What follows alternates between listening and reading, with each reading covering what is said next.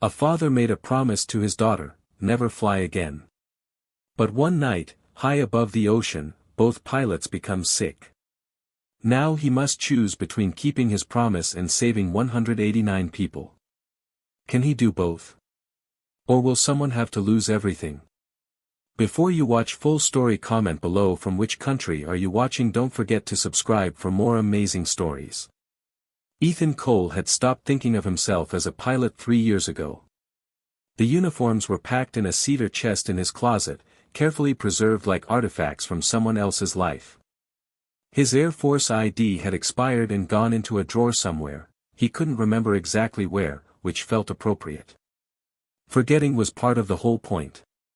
At 36, he looked like what he'd become, a software engineer in a faded hoodie, someone who spent his days debugging code instead of flying combat missions. The jeans he wore to the airport were worn soft at the knees from kneeling in his daughter's bedroom, checking under the bed for monsters. His running shoes had been scuffed by elementary school parking lots, not flight decks. He carried no flight jacket, no aviator sunglasses, no physical reminder of Captain Ethan "Foolkin" Cole, one of the Air Force's most decorated F-16 pilots, because that person didn't exist anymore. Or so he'd convinced himself. His carry-on held 3 things: a laptop for work, toiletries for a week of client meetings in New York, and a drawing his 7-year-old daughter Emma had made before he left Portland. She'd pressed it into his hands at breakfast, her small fingers trembling slightly. She didn't like when he traveled, even though he always came back. "For your trip, Daddy," she'd said. The drawing was crayon on construction paper, still slightly crumpled from being folded in his jacket pocket. It showed 2 stick figures holding hands beneath a rainbow, crude but unmistakably them. At the top, in letters that wavered and looped across the page like a child's earnest attempt at permanence, she'd written, "Daddy always comes home." He'd kissed the top of her head, smelled the strawberry shampoo Mrs. Kowalski had used to wash her hair, and promised he would. "I always do," he'd said. "Promise?" she'd asked, the way she always did, a ritual born from the day his wife had gone to preschool pickup and never come home. "Promise," he'd said, and meant it with everything he had. Now, in Seat 8A on Air Atlantic Flight 447, somewhere between New York and London at 35,000 feet, Ethan had the drawing folded in his lap while he tried to sleep. His head rested against the window, the darkness outside absolute, the kind of darkness you only find mid-ocean, midnight, where the curvature of the earth seems to swallow all light. To everyone around him, he was just another exhausted passenger on a red-eye, another tired face that belonged to the anonymous crowd of people who crossed the Atlantic for money or meetings or reasons that didn't matter much. The young man in 8B had headphones wedged in his ears, controller in his lap, eyes fixed on his phone with the glassy determination of someone playing the same game for the 100th hour. Somewhere nearby, someone was snoring. Overhead, someone else was coughing with the wet, hacking sound of someone trying unsuccessfully to sleep. The elderly woman in 8C, a Mrs. Patterson from her boarding pass, though they'd never formally introduced themselves, was reading something on her Kindle, occasionally glancing at him with the kind smile of someone who'd raised children of her own. "You look absolutely worn out," she'd said when boarding began, and he'd simply nodded, too tired to explain that exhaustion was his default state. It was what single parenthood looked like, good enough at work, excellent at being dad, and permanently depleted everywhere else. No one knew. No one could have known, looking at him, that this exhausted man in the hoodie had once been called Foolkin, short for fulcrum, because during a training exercise, he'd executed a maneuver so precise, so mathematically perfect, that it had become the pivot point for his entire squadron's victory. His instructors had said he flew like the aircraft was an extension of his own body, like the difference between him and the machine had simply ceased to exist. When he was in the cockpit, there was no learning curve, no hesitation. There was only flow, perfect, seamless, dangerous flow. He had 2,000 flight hours logged. 47 combat missions. The commendations and medals had names he could rattle off in his sleep, though he hadn't tried in years. Distinguished Flying Cross. Air Medal with 2 oak leaf clusters. Meritorious Service Medal. They meant something once. They'd meant everything. But that was before Rebecca died. 3 years ago, on a Tuesday morning in April, Ethan's wife had driven their 4-year-old daughter to preschool.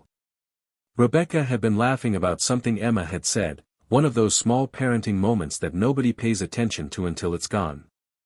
They'd made it 4 blocks from home. The drunk driver had hit them at 7:47 in the morning, T-boning Rebecca's car at an intersection. Rebecca, who'd been driving since she was 16, who'd never gotten a speeding ticket, who'd spent her whole life being careful and good, Rebecca had died at the scene. Emma had survived. Concussion, broken collarbone, cuts. The doctors said she was lucky. The word lucky made Ethan want to scream, because luck was a lie they told people when fate had already done its worst. She wasn't lucky. She was orphaned by half, and the only thing keeping her from being a complete orphan was her father's presence in a cockpit 35,000 feet in the air, flying missions that had a real and quantifiable risk of killing him. He'd gotten the call while he was in a pre-flight briefing. Emma's voice, crying and confused, coming through Mrs. Chen's phone, "Daddy. Mommy won't wake up. Daddy, I want Mommy." He'd requested emergency leave before he hung up the phone. Caught a flight back to Portland that same afternoon. When he got to the hospital, Emma was asleep in a small bed, bandages white against her skin, her favorite stuffed rabbit tucked against her chest. He'd sat beside her for hours, holding her small hand, and when she woke, he'd watched her little face try to understand that her mother wasn't coming back. "When is Mommy coming to get me?" she'd asked. He didn't know how to tell her. He still didn't know how to tell her 3 years later. The bereavement leave lasted a month. Then compassionate reassignment. Then, when he tried to return to duty, something had broken inside him that he couldn't repair by simply sitting in the cockpit and willing it to work. The F-16 was a beautiful machine, he'd loved it the way some people love other people, with an intensity that defied logical explanation. The stick felt right in his hand. The roar of the engines was the most honest sound he'd ever heard.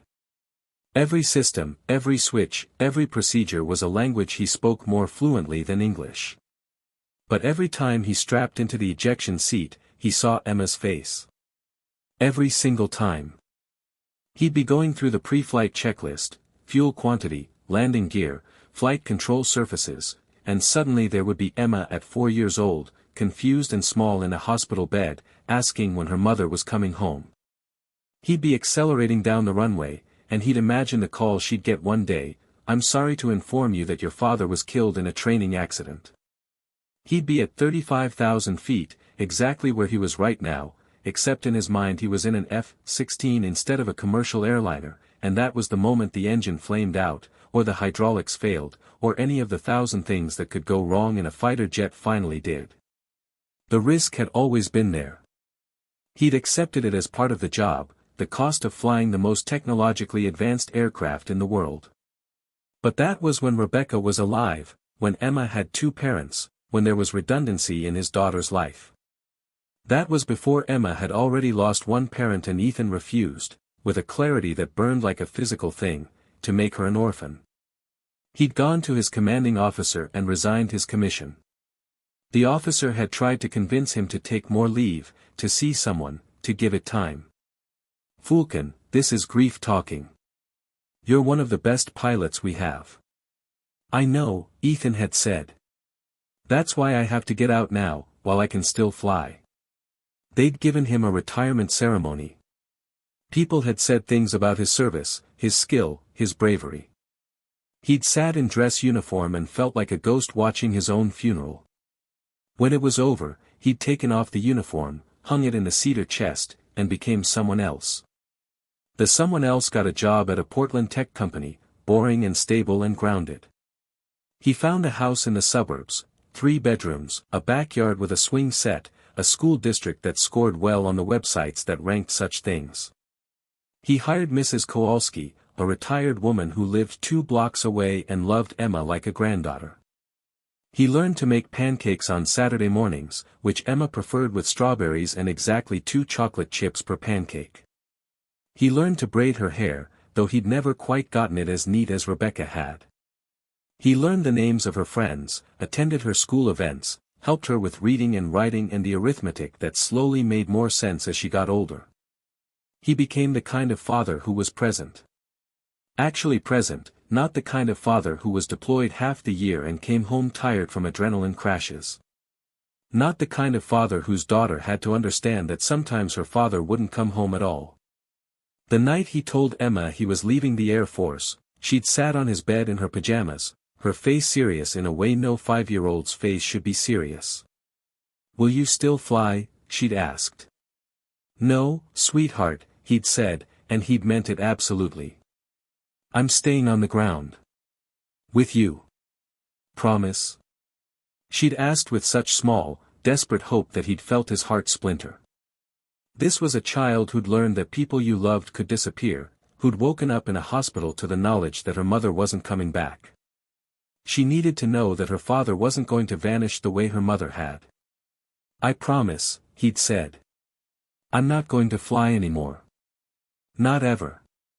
He'd pulled her close, and she'd wrapped her arms around his neck with the kind of fierce grip that said she understood, on some level, exactly what he was giving up. For 3 years, he'd kept that promise. He hadn't touched aircraft controls. Hadn't even looked at aviation websites or watched videos of planes taking off. When Emma drew pictures of airplanes, which she sometimes did, having grown up with a father who'd been a pilot, he'd smile and change the subject. Flying was his past. Emma was his present and his future. The choice had been simple, the kind of simple that only came from losing everything that mattered. Until tonight. The flight from New York had been uneventful in the way transatlantic red ice always are: boarding, the crush of people fitting themselves into narrow seats, the safety demonstration that nobody watches, the taxi from JFK that takes longer than the actual takeoff. Ethan had settled into 8A with his window seat and his exhaustion, pulled the thin airline blanket over himself, and fallen asleep before they reached cruising altitude. He'd dreamed about Emma. In the dream, she was 5 again, the age she'd been when he left the Air Force. They were at the Oregon coast, a trip they took every summer, and she was running toward the ocean with her arms spread like she was flying. He was chasing her, laughing, and even though he was running as fast as he could, she kept getting further away, getting smaller, disappearing into the fog. "Emma," he'd called.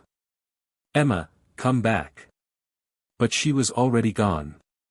The dream shifted, the way dreams do, no transition, just a sudden change of location. Now he was in the cockpit of an F-16, the stick cool in his hand, the HUD glowing before his eyes.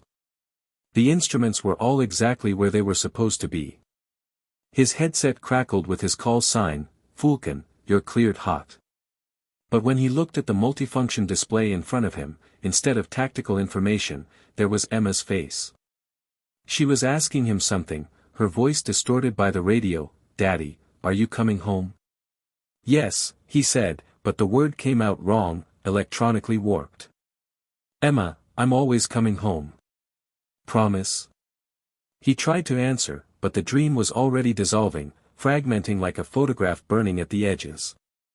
He woke suddenly, his heart rate elevated, to the sound of Captain Ross's voice.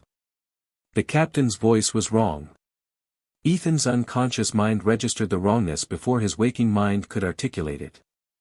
There was strain in the tone, a carefully controlled panic underneath the professional cadence. Ross was trying to sound calm, succeeding at the technical level, but failing at every other one. "Ladies and gentlemen, this is Captain Ross. We are experiencing a critical situation. I repeat, we are experiencing a critical situation. If there are any military pilots on board, particularly those with fighter experience and training in manual flight under extreme conditions, please identify yourself to the cabin crew immediately. This is not a drill. If you have military flight training, you need to make yourself known now." The cabin erupted. Not in screaming, people weren't there yet, were probably still convinced this was some kind of drill or exaggeration. But in the sound of 189 people suddenly, collectively understanding that something was seriously wrong. Murmurs, gasps, the creak of seats as people twisted around to look at each other, the sound of a child asking, "Mommy, what's happening?" in a small, frightened voice. The young man in 8B yanked off his headphones. Did he just ask for military pilots? Ethan didn't answer. He couldn't.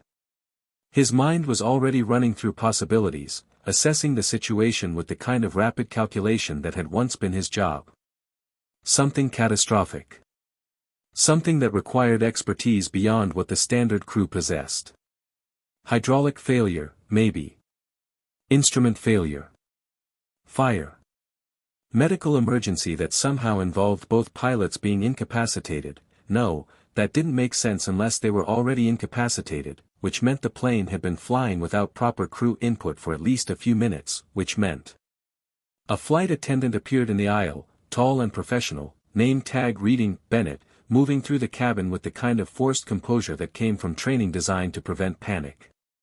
"Please remain seated," she said, her voice steady despite the tension in her jaw. "If anyone has military flight experience, particularly any combat pilots or pilots trained in emergency manual procedures, please make yourself known. This is urgent." She moved down the row, scanning the faces of the passengers. Row 5, row 6, row 7. When she reached row 8, her eyes met Ethan's for a fraction of a second. Something flickered across her face, a question, a hesitation, but then she looked away and kept moving. What she saw was a tired man in a hoodie. A software engineer. A father who'd clearly been working too hard. Not a pilot. Not the kind of person who could fly a commercial airliner through a crisis. Ethan's mind was spinning now, spinning fast, running through calculations he'd sworn he was done making. Emma was home in Portland. Mrs. Kowalski would have put her to bed around 9, which meant she was asleep right now, her stuffed rabbit tucked under her arm, her nightlight, the one shaped like a crescent moon, casting its soft glow across her bedroom. She was safe. She was warm. She was home. If this plane went down, she would wake up tomorrow morning, and Mrs. Kowalski would have to tell her that her father wasn't coming home after all. That the promise he'd made, "I'm not going to fly anymore, not ever," had been broken not by his choice but by circumstance. That he'd died doing exactly what he'd promised he wouldn't do. Ethan could see it with perfect clarity, the way trauma victims sometimes could, Emma at the kitchen table, her breakfast in front of her going cold. Emma's face when she understood. Emma crying, asking why, asking if it was her fault, asking every question that children ask when they lose someone and there's no answer good enough to make sense of the loss. But if he stayed silent, if he remained just another exhausted businessman trying to sleep on a transatlantic flight, then 189 people died. Emma lost her father anyway. Except this time, he'd had a choice. He saw the two options, clear and terrible and impossible. On one side, Emma waking up tomorrow in a world where her father was dead, but where he'd kept his promise. Where he'd been a man of his word, even if that word had been made in desperation and grief. On the other side, Emma waking up tomorrow in a world where her father was dead, but where he'd died trying to save other people. Where he'd broken his promise, but only because the alternative was letting nearly 200 people die. Which one would she forgive him for? Which one would he forgive himself for? Flight attendant Bennett was in the forward galley now, talking urgently into the radio. Ethan could hear her voice, barely audible over the ambient noise of the cabin. "We've inquired about military personnel. We don't have any responses yet." There was his answer. That was his signal. He could be the person who heard that call, recognized it for what it was, and stayed silent. Or he could be something else. Ethan stood. The movement wasn't dramatic or sudden. He simply unfastened his seatbelt, straightened up, and rose to his feet. But in the strange acoustics of a quiet cabin full of frightened people, it was enough to draw attention. Heads turned. The elderly woman in 8C looked up from her Kindle. The young man in 8B stared at him like he'd grown a second head. Flight attendant Bennett's eyes snapped toward him. "I was a fighter pilot," Ethan said, and his voice sounded strange to his own ears, quieter than he expected, steadier than he felt. F-16s. 12 years. 2,000 hours. Bennett's gaze swept over him, processing the contradiction between what she was seeing, worn hoodie, exhausted face, someone who looked like he barely had the energy to walk to the restroom, and what he was claiming. He could see the doubt flicker across her face like a light turning on and off. "You're saying you're military?" she asked. "I was," Ethan said. "Retired 3 years ago. I haven't carried my military ID since I got out. I'm just a software engineer now." He paused, then added quietly, "But I can fly. And I think you need someone who can." Before Bennett could respond, a man stood in row 9, broad-shouldered, gray hair, the unmistakable posture of someone who'd spent his life in uniform. "Former Army," he called out. "Did joint ops with Air Force pilots. I can verify him. It's Marcus Webb." Bennett nodded, and Marcus moved toward Ethan. The questions came rapid-fire, but not hostile, the questions of someone who knew the language intimately enough to recognize a fraud immediately. "Squadron? 18th Fighting Squadron, Kadena. Call sign? Fulcon. Short for Fulcrum. Why'd you get that call sign?" Ethan found himself answering automatically, the memories surfacing like they'd never been buried at all. "Training exercise. We were running intercept drills, and I came off a high G turn into a barrel roll that positioned the entire squadron for a coordinated attack. My instructor said I was the fulcrum the whole squadron pivoted around. It stuck. Hydraulic failure emergency procedures, manual reversion mode. Engine out, switch to standby hydraulic system if available. If both systems are compromised, switch to manual reversion, use the mechanical linkages to flight control surfaces. Bank angle maximum 15 degrees. Airspeed critical. You've got limited pitch and roll control, need to be smooth on the inputs. Expect heavy stick pressure." Ethan had stopped looking at Marcus and was looking past him, looking through him, accessing the language of the air. Muscle memory.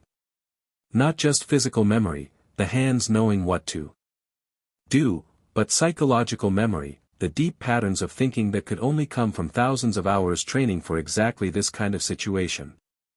Marcus turned to Bennett. "He's legit. That's not Google knowledge. That's flight hour knowledge." Bennett's doubt shifted into something else, desperation, maybe, or the recognition that she was out of options. "Come with me," she said, and Ethan moved out of the row. As he passed the young man in 8B, the man said, "Good luck, man." Ethan nodded but didn't slow down. He was already somewhere else, already in the problem, already calculating, already becoming Fulcon again whether he wanted to or not. Bennett moved fast, leading him through the galley toward the cockpit. As they walked, she was talking. "Captain Ross experienced what we think is a stroke about 15 minutes ago.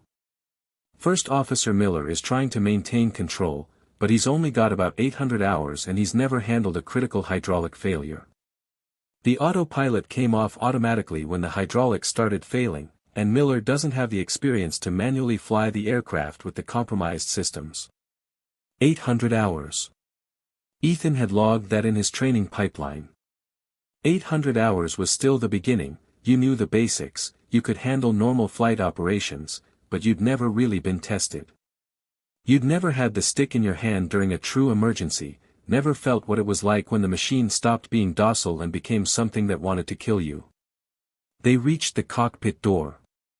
Bennett punched in a code, and it opened. The first thing Ethan saw was Captain Ross slumped in the left seat, his face a concerning shade of gray. A man in a suit, Dr. Morrison, according to his name tag, was kneeling beside him, checking his pulse, his breathing, running through the assessment of someone trained in emergency medicine but completely out of their depth when it came to the aircraft situation. "Stroke," the doctor said, looking up at Bennett. "Massive one, by the look of it. He can't fly. He's barely conscious."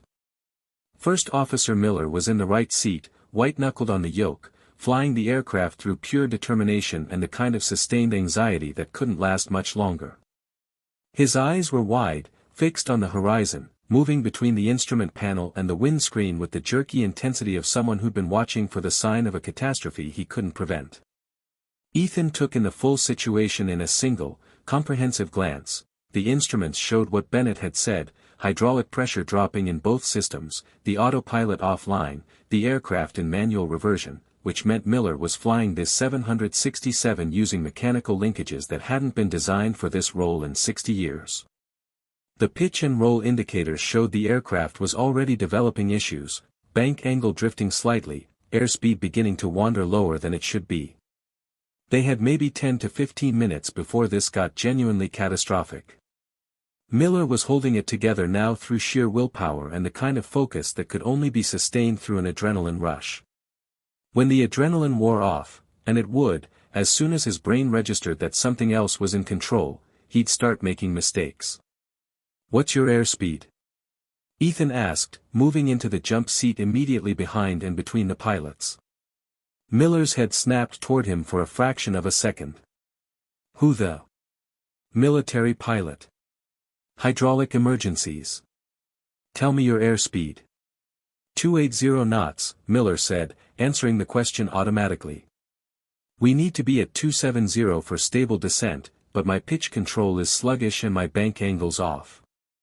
I keep trying to correct and it feels like I'm fighting the aircraft." Ethan could see it. Miller was over-controlling, making inputs that were too aggressive for a manually reversed 767. Every time he made a correction, the inertia of the aircraft was working against him, creating lag between input and response. He'd correct for that lag, then overcorrect, then correct again. It was a cycle that could spiral into loss of control very quickly. "Your fly-by-wire is completely offline?" Ethan asked. "Completely. System failure, not an override.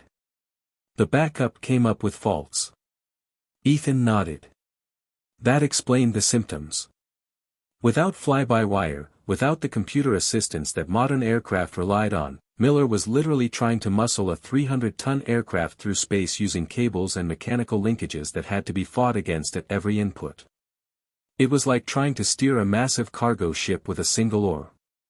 "Bennett," Ethan said, still focused on the instruments, "what's your fuel situation?" "Enough to reach London." "Barely." Ethan shook his head. "You won't make it. You're burning too much fuel trying to maintain altitude and airspeed with these control issues. You need to divert." "Shannon Airport, Ireland." "How far?" Miller quickly checked the navigation display. 240 nautical miles. "That's doable. You've got the fuel."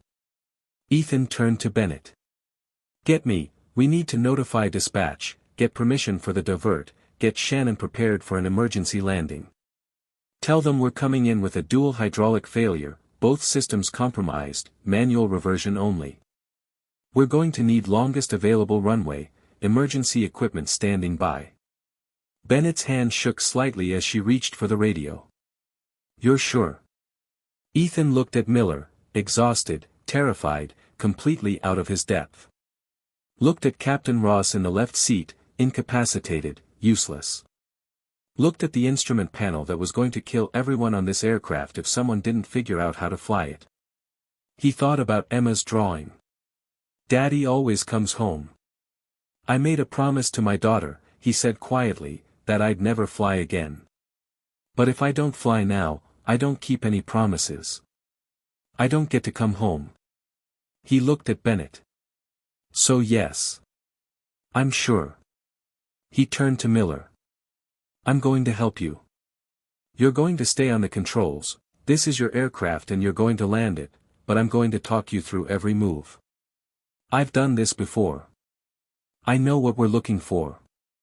Miller nodded, relief flooding his face so visibly that Ethan realized the man had been on the edge of complete panic, only the absolute necessity of keeping the aircraft in the air keeping him from breaking down.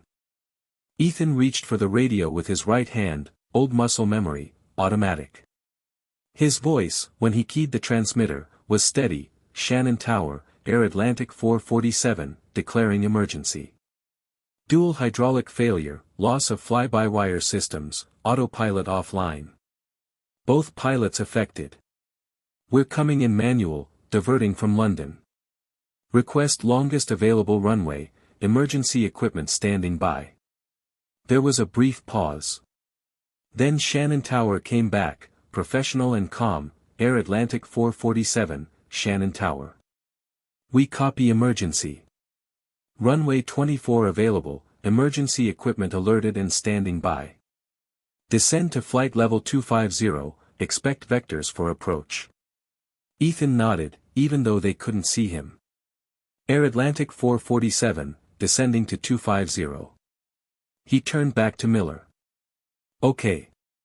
Gentle descent. You're going to reduce power gradually, and I want you to think about this not as the muscle movements you learned in training, but as pure intention. You intend to nose down. Your hands tell the aircraft what you intend. Gentle movements. The aircraft is going to respond with lag because of the hydraulic situation, so you're going to input, then wait, then assess. You're not fighting this machine. You're negotiating with it. Clear. Clear, Miller whispered. Let's go home, Ethan said. What happened next wasn't dramatic in the way thriller movies portrayed crises. There were no explosive moments, no dramatic failures, no sudden catastrophic turns. Instead, there was focus. Absolute, crystalline focus. For the next 40 minutes, Ethan became something other than what he promised to be. He became Fulcon. He coached Miller through every transition, power reduction, descent rate, bank angles, airspeed management. He taught him, in real time, how to think about flying a compromised aircraft, not as a series of mechanical inputs but as a conversation with the aircraft itself. The 767 was telling them things through the stick pressure, through the responsiveness of the control surfaces, through the subtle feedback of every system that was still working. Feel that? Ethan asked, when Miller started to drift left. That's the aircraft telling you it wants to roll. You have to say no, but gently. 1 degree correction. Let it settle. Good. Now hold. He ran calculations in his head with the kind of speed that came from having done exactly this kind of problem solving hundreds of times before. Fuel burn rates at current power setting and descent profile. Ground speed. Descent angle. Time to reach Shannon. Whether they had the fuel to circle for approach if needed, or whether they'd have to go straight in. All of it computed in the moment, all of it checked and rechecked. Bennett handled the radio communications with impressive calm, updating Shannon on their progress, working with dispatch to ensure the airport was fully prepared. Dr. Morrison moved Captain Ross to one of the crew rest areas, making the sick pilot as comfortable as possible, getting 4 fluids started. But the center of everything was the interaction between Ethan and Miller, between experience and desperation, between the two pilots flying this aircraft through the dark Atlantic. Miller's hands shook at first, fear, adrenaline, the weight of 189 lives depending on movements that were only barely within his control. But slowly, as Ethan talked him through each maneuver, something changed. The shaking subsided. His breathing became more regular. He started to trust not the aircraft but himself, with Ethan's guidance, to negotiate with the machine. You're doing good, Ethan told him. You're thinking about this right. Most pilots in an emergency try to overpower the aircraft. You're respecting it. That's why you're still in control. 20 minutes to Shannon. The descent was working. They were at the right altitude, the right airspeed, the right descent rate. The aircraft wasn't fighting them quite as hard. Systems were stabilizing. 15 minutes. Shannon Tower was vectoring them toward the approach. Ethan was coaching Miller through the approach setup, lowering the landing gear, extending the flaps incrementally, managing the power settings to keep everything balanced. The gear? Miller asked hesitantly. Lower it now. The hydraulic pressure is holding. Once we're in landing configuration, we probably won't have enough pressure to raise it again, but that's not what we're worried about. What are we worried about? Getting this thing on the ground, Ethan said simply. Everything else is secondary. 5 minutes. The runway lights were visible ahead, brilliant white lines in the darkness. Shannon had turned on every light they had. Emergency vehicles lined the tarmac. The city itself seemed to be holding its breath. Ethan guided Miller through the final approach with the kind of quiet intensity that came from knowing exactly how fine the margin was. Bank angle. Descent rate. Airspeed. All of it had to be perfect. All of it had to be balanced. One mistake, one overcorrection, and this became a crash instead of a landing. You see the runway? Ethan asked. I see it. Then land on it. Miller touched down hard, harder than a trained landing, harder than the smooth contact of an aircraft operated by rested pilots with functioning autopilot systems. The wheels hit with a violent thump that made everyone in the jump seat hold their breath. But he held the aircraft straight. The nose gear came down. The braking systems, manual controlled now, since the hydraulics couldn't be trusted, engaged. The 767 decelerated, slowing, the runway passing beneath them in a blur of lights. They were still moving when Miller used a crosswind runway to angle them away from the main taxiway, bleeding off the last of their speed, coasting to a stop just shy of the emergency barriers at the end of the runway. For a moment, there was absolute silence. Then the cabin erupted. Applause, crying, the sound of nearly 200 people understanding, simultaneously, that they were alive. Miller's hands were shaking on the yoke. His face was wet. Ethan realized the man was crying, not with sadness but with the kind of relief that came from surviving something that should have killed you. You did good, Ethan said quietly. You kept your aircraft. You kept your people. You did the job. Miller nodded, unable to speak.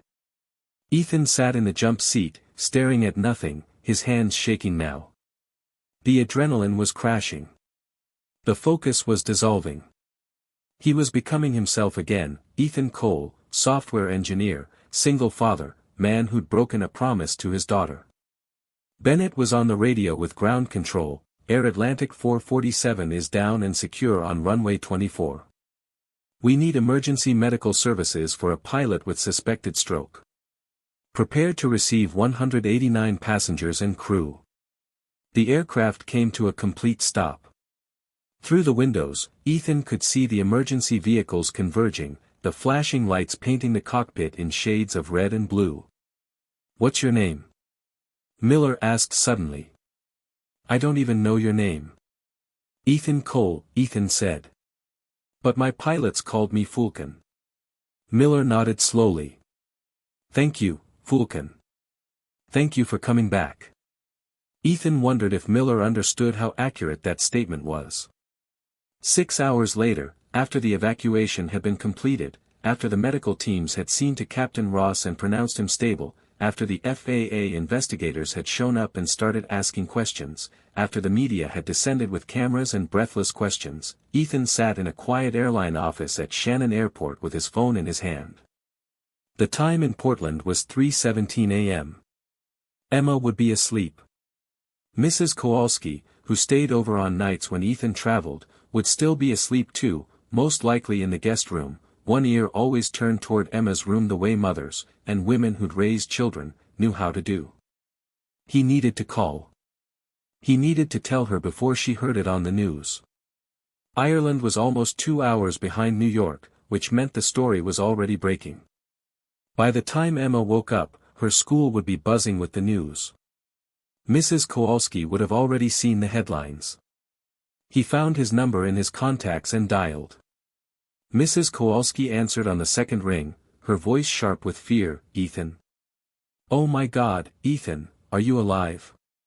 I'm alive, he said. I'm safe. The aircraft made an emergency landing at Shannon. Everyone's okay. He could hear her breathing, the sound of her composing herself, pulling back from whatever adrenaline spike she'd been riding. Emma saw something on the morning news. She's asking for you. She's scared. Of course she was. She'd lost her mother to a random act of chance. The idea that her father would be in an emergency situation would activate every instinct she had for abandonment. "Let me talk to her," Ethan said. There was a pause, the sound of movement, of Mrs. Kowalski walking to get his daughter. Then, "Daddy?" Emma's voice, small and worried, breaking in a way that made him understand exactly what he'd done. "Hey, sweetheart. I'm okay. I'm safe. Everything's fine. The news said the plane had an emergency. The news lady said people got hurt. The news," she was starting to cry now, the words coming faster, more fragmented. "The news said a daddy on the plane saved everyone. Were you that daddy? Daddy, did you save everyone?" Ethan closed his eyes. He could see her exactly, 7 years old, standing in the kitchen in her school uniform, probably still holding Mrs. Kowalski's hand, scared and confused and trying to process something that didn't fit into the narrative she'd built for her life. "Yeah, Em. That was me. But you promised you wouldn't fly anymore." Her voice wasn't angry. It was just statement of fact from a child who'd learned that the world wasn't safe, that things could change without warning, that promises made by people you loved couldn't always be kept. "I know," Ethan said, and his own voice broke. "I'm sorry, sweetheart. I'm so sorry. Are you going to fly again?" The question was simple. The answer wasn't. Ethan thought about the 189 people on that aircraft. He thought about First Officer Miller, who would now have a story he'd tell for the rest of his life. He thought about Captain Ross, who'd probably never fly again, whose career might be over from the stroke, but who would live because Ethan had been on that flight. He thought about Emma, and what she'd lost, and how much more she could lose. "No, Em. I'm not going to fly again. But I had to fly one more time because people needed help, and I was the only one who could give it. And that was the right thing to do, even though I broke my promise to you." Sometimes, he paused, trying to find words that a 7-year-old could understand, that didn't minimize her fear but acknowledged the complexity of the choice he'd made. Sometimes keeping one promise means breaking another. "And I'm sorry. I'm truly sorry. But I had to save those people. And I'm coming home. I'm coming home to you, and I'm staying home. Promise?" She asked it the same way she always did, with the desperate hope that this time, he could make a promise that wouldn't be broken. "Promise," Ethan said, and meant it with everything he had. "I promise."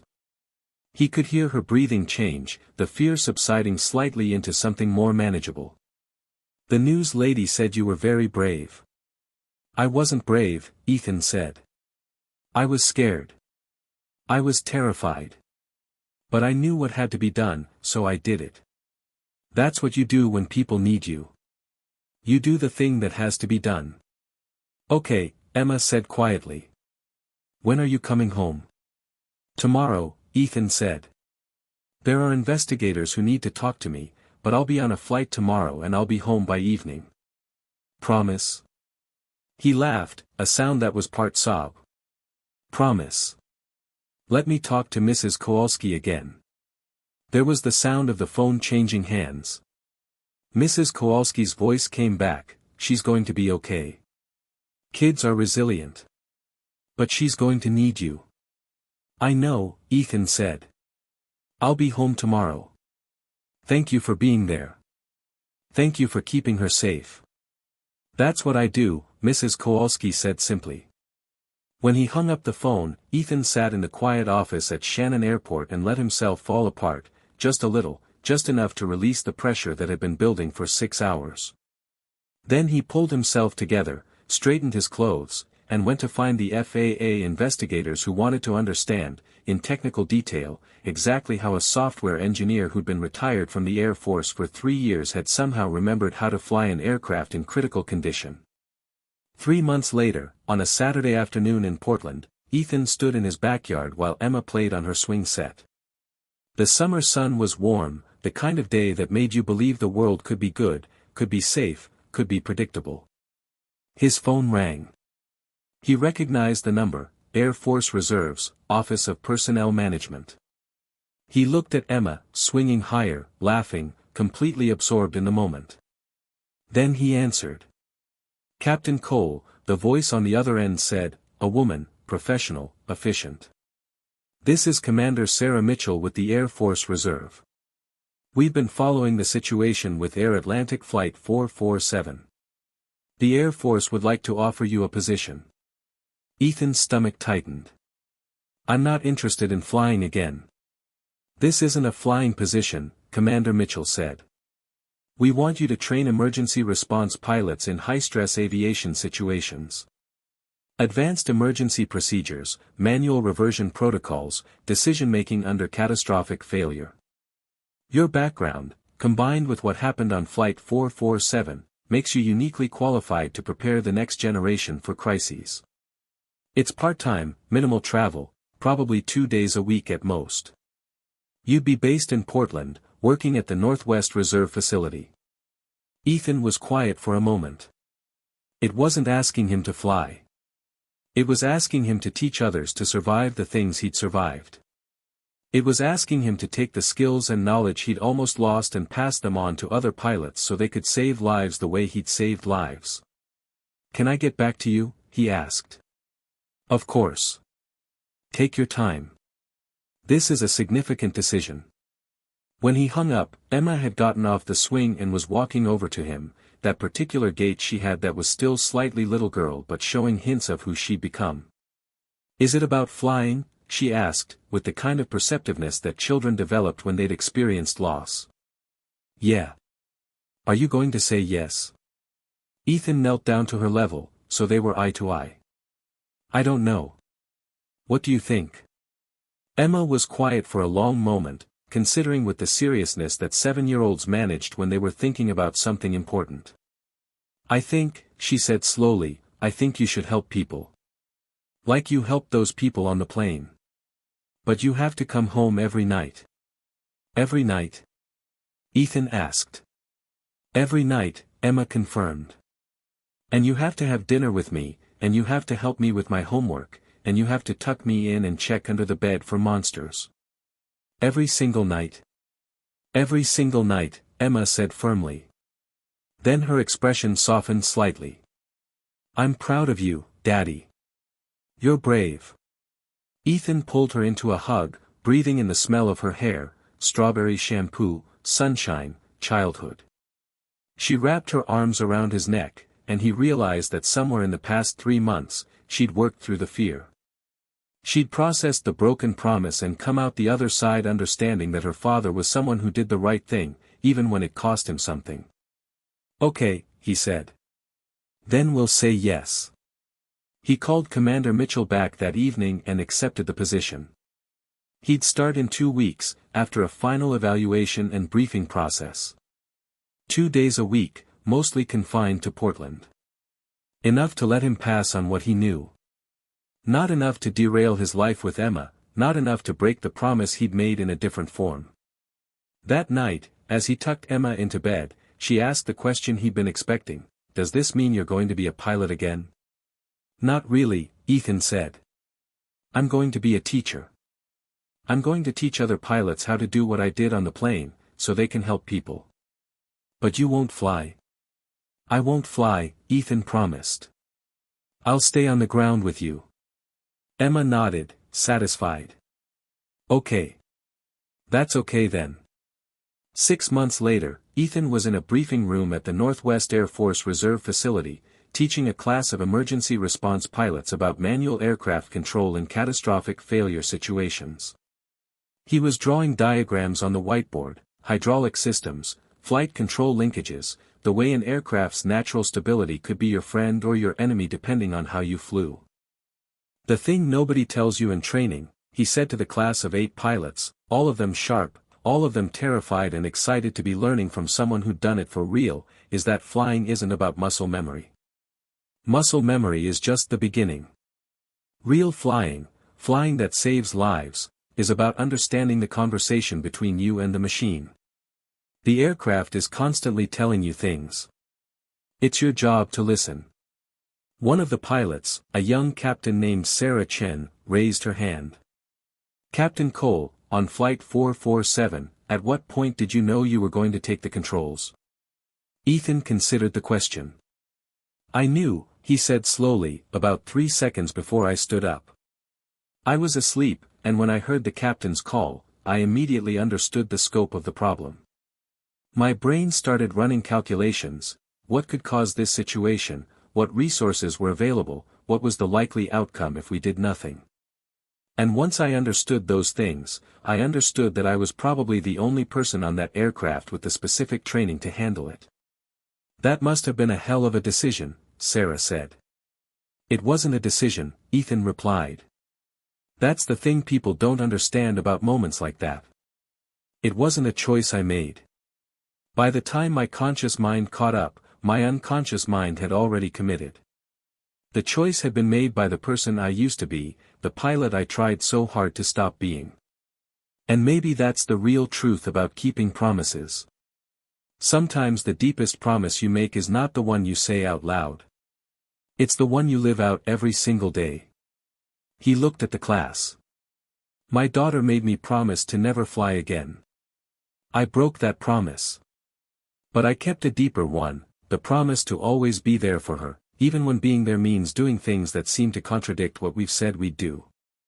Some promises, the really important ones, require us to occasionally break other promises just to keep the spirit of them alive. Sarah was scribbling notes. Is that something they taught you in the Air Force? No, Ethan said. That's something I learned from a 7-year-old who had the wisdom to understand that a promise made in fear isn't the same as a promise made in love. That evening, Ethan drove home to Portland. Traffic was light, and he made good time. Mrs. Kowalski had left Emma at home with a babysitter, a college student she trusted, but Emma was waiting at the window when Ethan pulled into the driveway. She ran out to meet him, slamming into his legs in the way she had when she was excited, wrapping her arms around him. He picked her up. She was getting heavier, getting older, already showing signs of the person she'd become, and carried her back inside.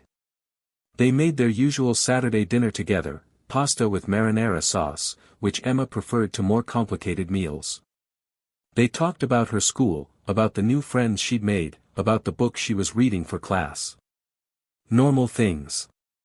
Regular things. The kind of things that made life worth saving. After dinner, as he was tucking her into bed, Emma asked, "Did you teach the pilots today?" "Yeah, I did."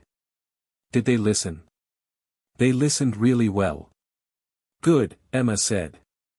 "You're a good teacher, Daddy. You taught me the most important thing."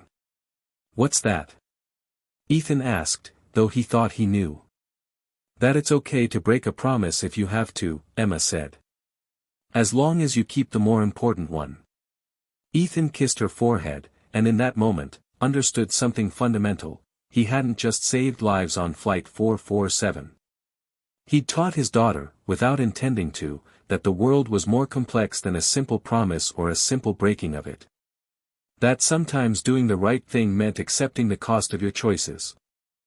That heroism wasn't about perfection, it was about being willing to be imperfect in service of something that mattered.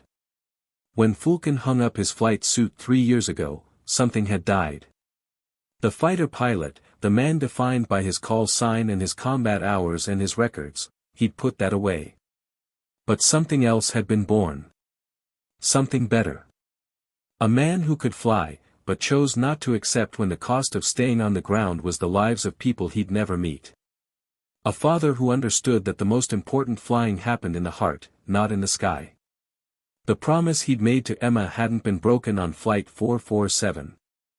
It had been kept in the only way that mattered, by loving her enough to do the impossible, enough to face his greatest fears, enough to become more than he thought he could be. And every single night, he came home. He checked under the bed for monsters. He helped with homework. He tucked her in and kissed her forehead. He kept the promise that had always mattered most, the promise to be there. Some promises, he'd learned, are written in words. Some are written in the way a father shows up every single day for the child who lost her mother. Some are written in the decision to walk away from a career you loved because loving someone else more mattered infinitely more. And some promises are kept by occasionally breaking them, by being willing to risk everything when the only alternative is losing the people who needed you most. Fulton had flown one more time. But Ethan Cole, software engineer, teacher, single father, that was the man who truly understood how to navigate through the storm and find his way home.